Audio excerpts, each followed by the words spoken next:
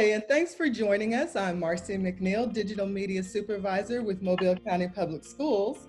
And today we are technically speaking with the principal at Leinkauf, Mrs. Hope Belle-Payne. Hi, Mrs. Belle-Payne, how are you? Hi, good. How are you? I'm doing great. I'm doing great. Even though you're in a different environment, it still speaks of you because it's just like your office and your school, neat and tidy and sassy. Yeah, just a little bit, just a little bit. So tell us, we're all home right now Mm-hmm. and we're all coping, but tell Right. us how you and your school, your staff got together when you first heard the news that we'll be home. It was an emergency meeting called immediately, because we knew we only had a certain amount of time to get the information not only out to the students, but we had to get information out to each other. So I had to call a meeting in immediately. And the first meeting that I had was with my leadership team. At that point, I had to designate some tasks to all of them. They were given certain grade levels, and I communicated the same information that was given to me to them, so that they were able to communicate it to the teachers. So we've been kind of doing the social distancing since day one. We were always meeting in small groups when we first found out. We let the teachers know that there was a possibility that we would be out. That was the first meeting we had. And then there was a possibility that we would be out after April 6th. So those were some of the meetings that we were having, and talked to the teachers about staying connected. It was important. The first priority before we left was to make sure that the teachers were able to get on Skype, get on something that we were able to communicate with them on, and also explain to them that they have to stay connected so that we can get out all of the pertinent information that was needed to get to them. Staying connected is so important. Right. And I think as a school system, we're good about that anyway. Right. You're right. We had to kind of just reinforce, don't turn your phone off, keep your phone charged, that sort of thing. But what about your students and your parents? How many do you have, and what was your main concern? Okay, I have 615 students at Leinkauf, and my parents, I think they were a little numb at first, but then when they were having to come and get the packets. So the first day we had about 251 students. The first day that the kids found out they were going to be getting out of school. The second day we had 85. So we maximized our opportunity to get those packets out. So we sent the packets home with the students who did come to school, and then we stayed the entire week. We didn't leave on Wednesday. Me and my leadership team stayed the entire week to get those packets out. And when the parents did come in to get the packets, we did talk to them about, okay, this is what to expect. This is what we need you to do at home. This is where you can reach us if you need any help. So it was a constant easing their minds about what to expect going forward. My big concern, I'm gonna tell you, my biggest concern when I found out we were gonna be out is, how are my kids gonna eat? That was a big deal to me. How are they going to eat? How am I going to be able to check on them? So my team and I just came up with a plan as to what are we going to do to just ease the students. So we make sure that one of us try to get to the school each day when the bus pull up. So that way the kids will see one of us out there. Right. The first 2 days that the bus came, the entire leadership team came outside to kind of greet the kids, make sure they have their packets, answer any questions, while we could. Right. But we do try to get to the school when the bus pulls up. I didn't think about that. And that is so important because with younger kids, which is what you have in elementary school, right. You're always teaching them about stranger danger. And if for all of a sudden, all of us come down from central office, they don't know us. That's right. And they're taking food from us. They might take it, but we don't want to start that. You're right. We want them to see that there's someone familiar and they're comfortable with. That's a great point I didn't think about. And it is a little different with your group because they're young They are. They and are. they're babies. And I remember the best advice I received when I was when I had my children is to keep them on a schedule. Children like schedules. So I know parents are like, because now they don't have a schedule. What do you kind of advise them to do with the younger kids? Well, I want to tell you that, and this is going to sound strange. I tell my parents, don't let them sleep in. Yeah. Don't let them sleep in. And I know that's crazy, huh? I don't let them sleep in. Don't let them sleep past They look so nice, Belle-Payne. I know. Don't let them sleep in. So let me give you my reason for that. Okay. I tell them not to let them sleep past 8:30, 9 o'clock, right? The reason why is because we don't want them to miss breakfast. We want them to get that breakfast in. And then once we do that, we can get as much work done as we possibly can. And then allow them those breaks where they can go take a nap. They can go and run outside. Then they can come back in and finish a little work. And then the rest of the day is yours. Think about if they slept in and we tried to feed them a lunch and then turn them around and say, let's get some work done. Yeah. We want to get as much done as we possibly can, as early as we can, so that we can ensure that we're maximizing our opportunities to complete those packets and get on iReady and, get some of the work done that we need done. I think that parents are going to really appreciate educators after this. Oh, yes, absolutely. Absolutely. They will appreciate us 100%. They'll see now they're not only just dealing with their kids at home, but we have to deal with about 25 in a classroom at a time. I think they will appreciate it. Not that they have not, but they'll have more appreciation for us after this break. Yes, because you guys do so much more than just teach. You do so much more. And the average teacher, really, you can prepare for the day, but you don't know what to expect. You don't. You're dealing with things that they come to the school with. I try to tell my teachers all the time, do not take it personally. Right. If they come to school in a mood, don't take it personally, because 9 times out of 10, it's never about you. And so we try to keep that in mind every day. I'm gonna give you a little motto that I try to express to my teachers. And that is, before you get out of the car to come into the building, shampoo your brain. Oh, I love it. Shampoo your brain. Whenever you're shampooing your hair, you're getting the dirt out. And so shampoo your brain, get all of the stuff that happened the day before, shampoo it out before you come in the building, and it'll be fine the rest of the day. I love that, Miss Belle-Payne. I'm gonna tell the parents to do the same thing. Do the same thing while you're at home. I'm gonna do that, especially when we go back to work. Shampoo your brain. I love that. So speaking of going back to work, I know that you are a very proactive principal. You're a very proactive leader. What do you have in store, and how are you coping with this when we go back? Because we're gonna go back. Okay, so I am a little more proactive, sometimes to a fault, but I am.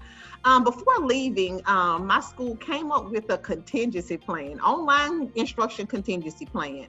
And we came up with our own schedule. So we've called ourselves the Leinkauf Virtual School. I had a faculty meeting yesterday at about 11 a.m. on Skype, and I ran down exactly what we want this school to look like. We have a schedule. We also have the materials that we're thinking about using, because right now we're in the brainstorming phase. Because we had to get out so much information before we left, we tried to make sure that we're staying connected, and we talked about what exactly do we want this virtual school to look like. So the teachers have certain days that they'll do certain subjects, and exactly what the students will do each day. So let me give you an example. On Mondays, we will do reading, okay? We'll do reading. On Tuesdays, we will do reading and language arts, okay? So it'll be a continuation from Monday. On Wednesday, we will do science and social studies. On Thursday, we will do our on Wednesday is math. On Thursday is science and social studies. And on Friday, we have PE and music and art. And then we'll have a cumulative assessment on one subject. So we don't want to overwhelm the students. So we put that plan together, and I rolled it out on yesterday with my faculty and staff. Not only that, we've also created informational sessions for the teachers. Now, everybody is not as technologically savvy as others. Right. So we are creating PD for our teachers between now and April 6th.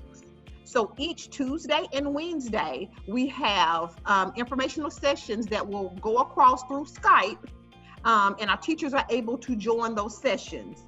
Our session today is next steps after creating the classroom, because all of our teachers have been so proactive about creating their classrooms, the Google Classrooms. Right. Now, what are the next steps? What do I do now? And so the teachers can log on today at 2:00 to catch that session. On Thursday, they'll log in at 11 o'clock to catch another session. So every Tuesday and Thursday from now until April 6th, we will have an informational session for them. So when we return, which is, being a new principal at Leinkauf, my first thing was, get in there, let's get technology going, right? Yay. Coming from a school like Vigo High School, we were into technology a lot. Right. And as I got to Leinkauf, I realized, okay, I have to take this really, really slow. Right. Well, I think it was a blessing if you can see one, that was a blessing in this break, because we were forced into it now. So when we return, we are going to kind of continue our path on this journey with Google Classroom, and it'll help us go right into the next school year. But once we return, we're hoping that our kids will feel a little more comfortable about what we'll have to cover if we return this school year. But next school term, I think they'll be more comfortable with using technology in blended settings. So that's what we're hoping. Now, let me say this to you. The teachers at Leinkauf have put in a lot of work with these classrooms, with our virtual school. Mm-hmm. And so we're going to be reaching out to our parents every way we know how to let them see just what we're doing to help the kids. So I'm hoping that they'll embrace it and appreciate the wonderful things that our teachers are putting together. We have things that we are requiring our teachers to have in their lessons. I don't want just them staring at a screen. Make it interactive. Let them see your face. Record yourself. Right. So those are some of the things that are in our contingency plan and the things that are involved in our virtual school. And I'm hoping that our teachers, our parents, and our students embrace this opportunity to move into the 21st century with technology.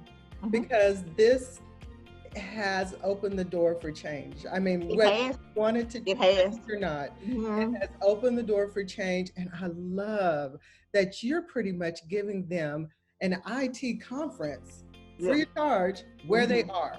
They can, come in anytime, learn all they need to learn, and use that. That's incredible. I'm going to take that back to Mr. Acker. That is incredible, and it is so what is needed. You don't have to fly away to go to an IT conference and spend a lot of money to send all of your educators. You know that they're all getting what you want, and they're going to use how you want them to, because you're offering those instructional courses. That's amazing. That's great. And I think that is what we are turning to. Right. So for leaders like you who see that and they're embracing it, I think it's going to be easier for teachers to adjust and parents. I mean, it's a BYOD world. It is. Everybody has a phone. You may not have a laptop or an iPad, but you have a phone. You're 6 years old. You have a phone. It's just, there's phones everywhere. Yes, so that helps. That helps. It does. We just really want our parents to make sure that their kids log on to that Google Classroom. We've structured those classrooms so that the students will only have one code. I know that there are some situations where, some places where they're giving codes by subject. Mm-hmm.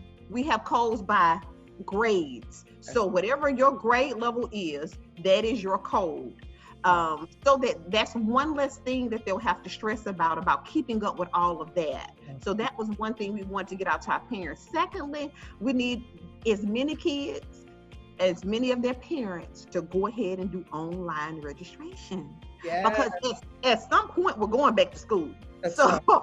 we want our kids to go ahead and get online to register, pre-register online. We do know that there were, out of 615 kids, I may have had about 50 to not pick up their packets. And so for those students who did not pick up their packets, I have your username and password to do online registration. So all you have to do is call the school. The number is going to, when you call the school, it's going to come directly to me. It's going to come to my phone, and I'll answer and let you know that information. So we want to get as many kids as possible on to online registration, so that, because we're going to have some hiccups starting the next school year because of this break. We don't want that to be one of them. So that's one thing that we would love for them to go ahead and do. That's great. I'm glad you put that out there and remind them, because this is a great time to do it. Yes, it is. Yes, it is. Wonderful. You're not rushing. You're not, moving around. And also, thank you so much for giving them one code.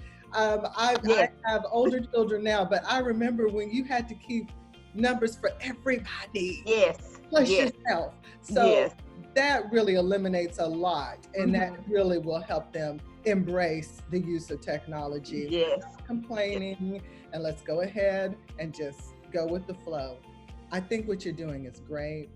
Yeah, thank you so much.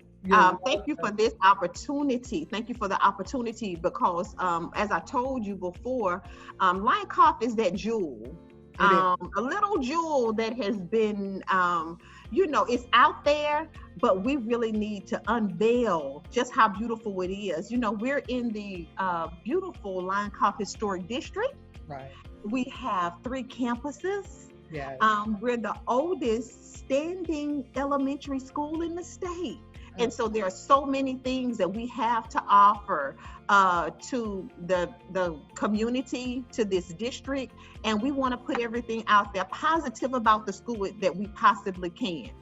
We have multiple kids in homes. So we want to make this transition as easy for them and their parents as possible. So we're hoping that all of our efforts are embraced by the students and the parents. Okay. And thank you so much for this opportunity. This has really been great. And I know that my teachers will certainly appreciate it, because they have really, really, really been working hard. I'm so proud of them, and I'm so proud of what you're doing. I love Leinkauf. I cannot come out of Leinkauf without having a good time. And you are so right. Your staff is very humble. They don't just tell everybody what they're doing, but when you walk on, it's just like a little world to itself. All the little kids are in their uniforms, and they're just it really is one, and they're very creative, doing so many things. I love book cook night. What was it? Cook night? I love that. And we're gonna do it every year. That is yay, because that was so much fun. But thank you so much for talking to us. Thank you for sharing your ideas and tips and telling us what to expect when we go back. Stay safe out there. Is there anything you want to tell your students and parents who might be watching? Right. What I want to tell each and every one of you, we miss you. We really, really miss you. I know, contrary to what you think, we really do miss you. And parents, we're here. We're here for you. You can call the school and we will answer any questions that you have. But there's also another number that you can call, a hotline, that is 221-7777. There are people online to assist you in any way that they possibly can. So please utilize us anytime you need us. Just call us, call the school. I'll answer the phone, call that hotline, and they will help you also. Just know that we are here and we miss every one of you, but we need you to do one thing. We need you between now and April 5th to continue to work in your enrichment packets. And if you were one of those parents who did not pick your packet up, that packet is located on our website. So go there and get it. But after April 5th, starting April 6th, if we're not back in school, we need you to join the Google Classroom. The teachers have already sent the message out to you. So make sure that you go there. If you're a part of Dojo, this messaging portal that they use. If you're not a part of Dojo, guess what? Your class code is on the website. So go to the website to get your class code for Google Classroom, because we're going to be up and running on April 6th for the betterment of your kids. So please do that for us, and just know that we love you and we miss you. Well, you heard it from the principal herself. She was technically speaking to everyone, because that's how we are right now. I had to correct someone. Someone was saying, oh, it's homeschool. No, no, no, no, no. We are digitally learning. We are not expecting parents to teach. We have the resources and the ability to continue teaching your child. We just need you to connect them. That's right. That's right. That's right. Thank you, Miss Belle-Payne. Thank you. Thank you so much. Okay, you stay safe out there. I will. You have a wonderful day.